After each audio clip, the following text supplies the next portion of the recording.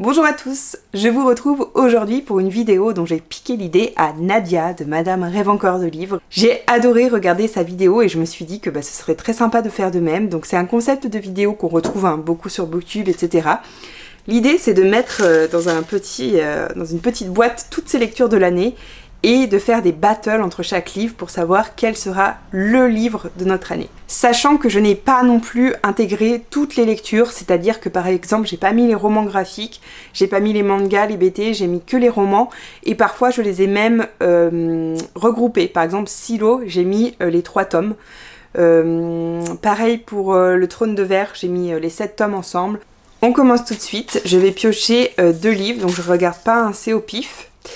Le premier, il s'agit de Un palais de colère et de brume, donc le tome 2 de Akotár, que j'ai beaucoup aimé. Contre la société très secrète des sorcières extraordinaires, qui est une cozy fantasy que j'ai beaucoup appréciée aussi. Ça commence fort parce que c'est des livres que j'aurais notés un petit peu de la même façon, mais je vais quand même mettre Akotár, donc le tome 2. Ça aurait été le tome 1, j'aurais choisi La Société très secrète des sorcières, mais là je vais quand même choisir Akotár parce que je pense que c'est un livre dont j'ai envie de lire la suite, que l'autre, j'ai pas forcément envie de lire d'autres livres de cette autrice, même si je l'ai trouvé très bien, me faites pas dire ce que j'ai pas dit. On continue, donc on a Meurtre mode d'emploi contre Yellowface. Alors là, pareil, c'est un peu compliqué parce que j'ai bien aimé Meurtre mode d'emploi que j'ai trouvé vraiment très sympa, mais par contre Yellowface, j'ai adoré, vous savez, il est dans mon top 10 de l'année, donc je suis obligée de choisir Yellowface, même si franchement Meurtre mode d'emploi, il est très sympa.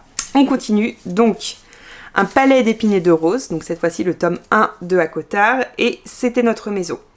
Alors vous le savez, je n'ai pas du tout aimé le tome 1 de Akotár et j'ai beaucoup aimé C'était notre maison, même s'il y a des choses qui m'ont un peu déçue, il y a des éléments qui m'ont manqué, mais j'ai quand même beaucoup aimé, donc je vais choisir C'était notre maison. On continue avec La guerre du pavot, La guerre du pavot contre La balade du serpent et de l'oiseau chanteur. Ça c'est dur, parce que pareil, j'ai beaucoup aimé les deux, mais je vais quand même choisir La guerre du pavot, parce que c'est que t'es quand même très ambitieux, et puis j'adore cette autrice, donc obligé que je choisisse. Ensuite, Mon vrai nom est Elisabeth contre Lever de soleil sur la moisson. Ça c'est compliqué. Surtout que ce sont des romans qui n'ont absolument rien à voir.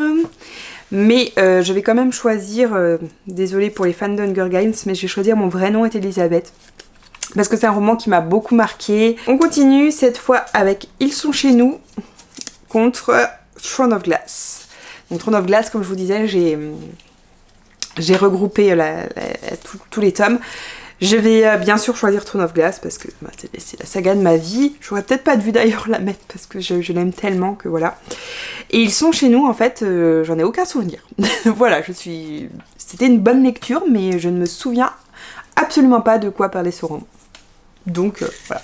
On continue avec Les Bouchères, qui était un très bon roman que j'ai lu en début d'année, contre Divine Rivalité. Alors, là ça va être compliqué, parce que je sais que Divine Rivalité, c'est un roman qui est assez fan, qui est très apprécié, et moi je suis légèrement passée à côté.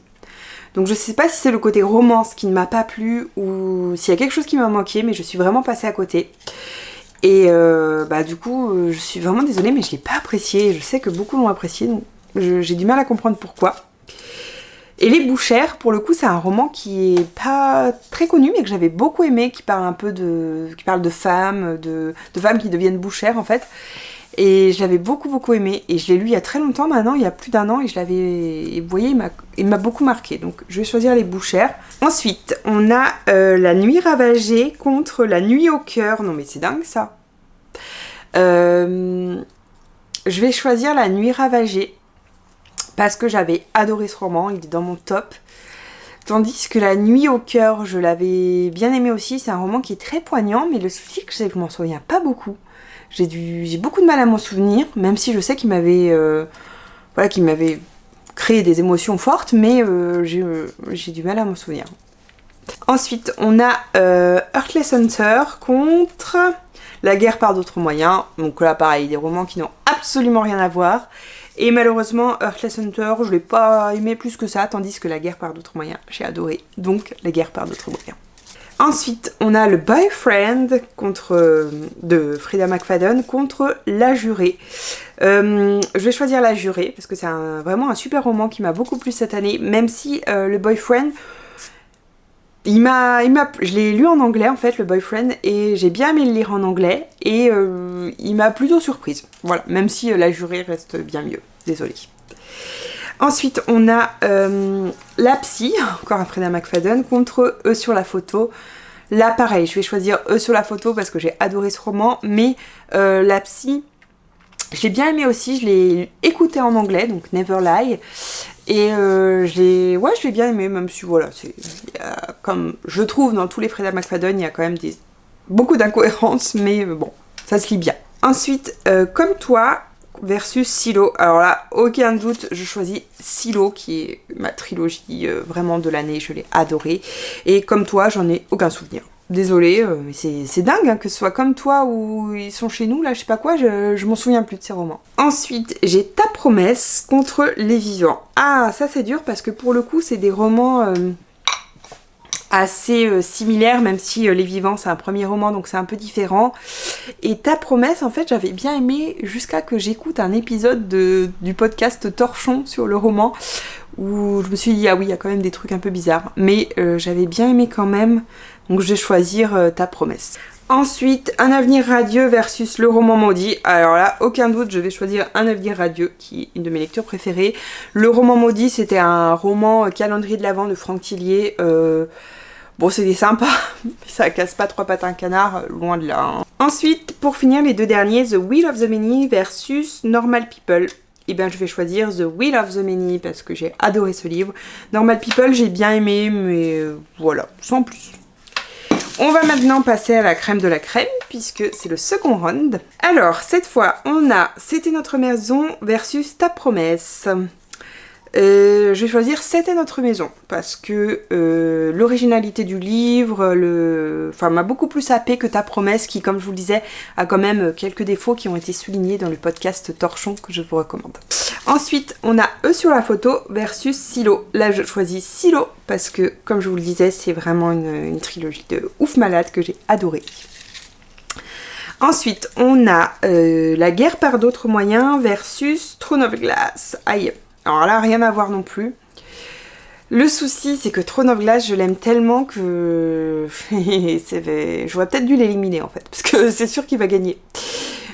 Mais La guerre par d'autres moyens, en même temps, ça a été vraiment un gros coup de cœur. Écoutez, je vais éliminer Throne of Glass parce qu'il est trop bien et trop personnel. Donc je peux pas le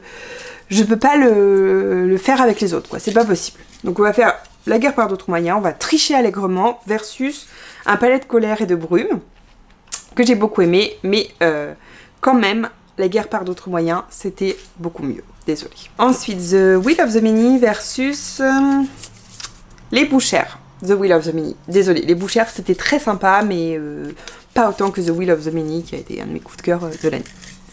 Même s'il a quelques défauts aussi, hein, attention. Ensuite, Un avenir radieux versus Mon vrai nom est Elisabeth. Un avenir radieux, of course. Même si Mon vrai nom est Elisabeth était très bien, mais Un avenir radieux, c'est bien le mettre, quoi. Qu'est-ce que vous voulez que je vous dise ? Ensuite, La nuit au cœur versus Yellowface. Eh bien, je vais choisir Yellowface parce qu'il m'a beaucoup plus marqué que La nuit au cœur, qui était très bien, mais je m'en souviens pas trop. Tandis que Yellowface, vraiment, je m'en souviens comme si c'était hier et j'ai adoré. Et ensuite, La guerre du pavot versus La jurée. Je vais choisir La guerre du pavot. Ça commence à se corser, parce que vous voyez, il n'y en a plus beaucoup. On va faire le troisième round. Alors, The Will of the Many versus La guerre par d'autres moyens. The Will of the Many. Désolée, Karine Tuile. C'était notre maison versus La guerre du pavot. La guerre du pavot. Ça va être dur là. Yellowface versus Silo.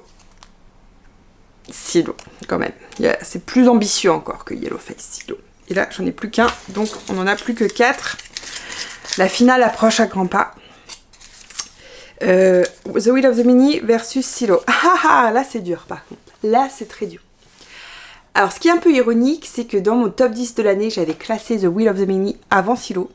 Mais là, je pense que je vais faire l'inverse et que je vais classer Silo avant The Wheel of the Many. Parce que, en y réfléchissant, en fait, quand je vous ai fait mon top 10, je venais de finir The Wheel of the Many. Donc j'avais encore la tête dedans, j'étais à fond et tout. Et là, j'ai un peu plus de recul et je me rends compte que je préfère Silo à The Wheel of the Many. Voilà, donc Silo. Et là, La guerre du pavot versus Un avenir radieux. Là, c'est dur. Là, c'est très dur parce que déjà, ce sont des romans qui n'ont rien à voir. Donc, écoutez, je vais choisir... ça me crève le cœur, mais je vais choisir Un avenir radieux quand même. Même si c'est dur d'éliminer La guerre du pavot. Donc, on arrive à notre grande finale, Un avenir radieux versus Silo. Alors, est-ce que je choisis un auteur que j'adore depuis longtemps, Pierre Lemaitre, ou est-ce que je choisis une saga qui m'a surprise, qui m'a fait sortir de mes sentiers battus, voilà, qui m'a marqué à vie? Écoutez, contre toute attente, je vais choisir Silo. Voilà. Donc Silo est le grand gagnant. C'est un peu, vous voyez, c'est marrant parce qu'en fait, je l'avais pas du tout classé premier de mon top 10 de l'année 2025, même si il était bien classé, mais pas premier. Premier, c'était Un avenir radieux, qui est deuxième, donc ça va. Mais Silo, plus j'y pense et plus je me dis que vraiment j'ai adoré cette saga. Ça m'a... Ouais, ça m'a transportée, j'ai trouvé les 3 tomes tous excellents et vraiment j'ai adoré. Je vous conseille chaudement Silo si vous ne connaissez pas. Et bien voilà pour cette grande bataille de mes lectures de 2025. Si jamais vous n'êtes pas d'accord avec certains de mes choix, n'hésitez pas à me le dire. N'hésitez pas à me dire si vous avez déjà lu ces romans. Et en tout cas, je vous souhaite une bonne journée et moi je vais m'amuser au montage avec ces 30 livres. À bientôt.